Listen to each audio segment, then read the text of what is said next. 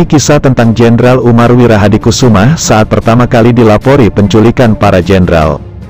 Jenderal Umar Wirahadikusumah yang dimaksud adalah Maijen Umar Wirahadikusumah yang saat penculikan para jenderal terjadi pada awal Oktober tahun 1965 sedang menjabat sebagai Pangdam Jaya.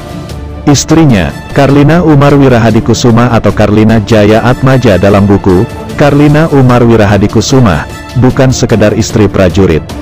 Yang ditulis Heri Gendut Janarto, mengisahkan secara detail, detik-detik saat suaminya, Maijen Umar Wirahadikusumah dapat laporan tentang penculikan para jenderal. Karlina bercerita, ketika itu hari Jumat tanggal 1 Oktober tahun 1965. Sekitar pukul 4 pagi, ia dan suaminya ada di rumah dinas Pangdam Jaya, di Jalan Ki Mangunsarkoro 36, Menteng, Jakarta Pusat. Telepon di rumahnya berdering nyaring. Pembantunya Bi Erum yang sudah bangun langsung mengangkat telepon. Ternyata, telepon itu untuk Maijen Umar. Bi Erum pun lantas mengetuk kamar Maijen Umar.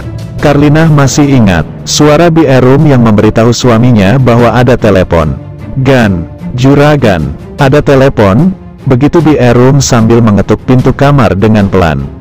Mendengar itu, Karlina dan suaminya langsung bangun.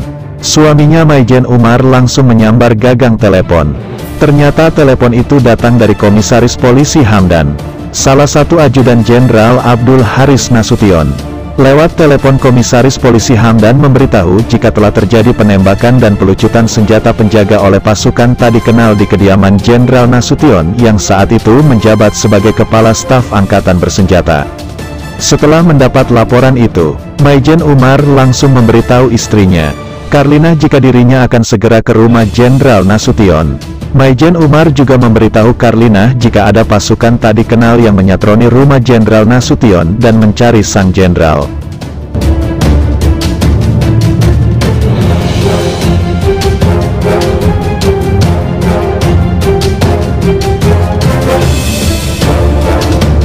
Menurut Karlina, setelah itu suaminya langsung berganti pakaian dengan pakaian seragam dinas lengkap dengan senjatanya.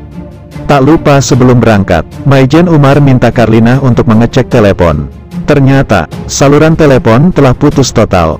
Padahal, belum 5 menit lalu Maijen Umar dapat telepon. Tak berapa lama, Kapten Sulasdi, seorang perwira piket garnisun datang mengendarai jeep dengan dikawal sebuah panser. Kapten Sulasdi langsung menghadap Maijen Umar melaporkan hal yang sama. Tak membuang waktu, Maijen Umar langsung meluncur ke rumah Jenderal Nasution dengan dikawal panser. Menurut Karlina berdasarkan cerita suaminya, ketika suaminya itu melewati bundaran Teuku Umar di dekat rumah Jenderal Nasution, nampak segerombolan pemuda bersenjata stand gun. Pemuda-pemuda itu tampak tengah mengamati kediaman Jenderal Nasution dari jauh. Tidak jelas siapa mereka. Tak lama setelah Maijen Umar tiba di rumah Jenderal Nasution, datang sejumlah panser dari markas besar KKO yang berada di Kuitang, Jakarta Pusat. Para prajurit KKO yang membawa panser itu lalu melapor kepada Maijen Umar bahwa mereka diminta Johana, istri Jenderal Nasution, untuk segera datang mengamankan rumah Jenderal Nasution. Di sana, di rumah Jenderal Nasution, Maijen Umar mendapat laporan terperinci dari Komisaris Polisi Hamdan tentang peristiwa penculikan di pagi buta itu.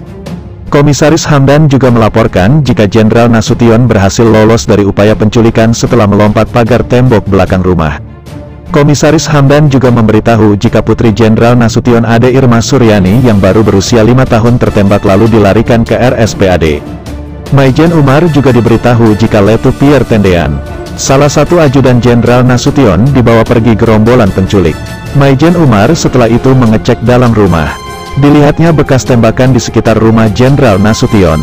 Di belakang rumah, Maijen Umar juga sempat memanggil-manggil Nasution, tapi tak ada jawaban. Tak lama setelah itu, Kepala Staf Komando Garnisun Letkol TNI Mantik juga datang ke rumah Nasution. Ikut datang juga Nugroho Noto Susanto, Kepala Pusat Sejarah TNI. Hanya selang beberapa menit, muncul 2 orang, yakni seorang bintara dan seorang sipil. Keduanya melaporkan bahwa ada kejadian penembakan di rumah Letjen Ahmad Yani, Maijen Suprapto dan Maijen Haryono.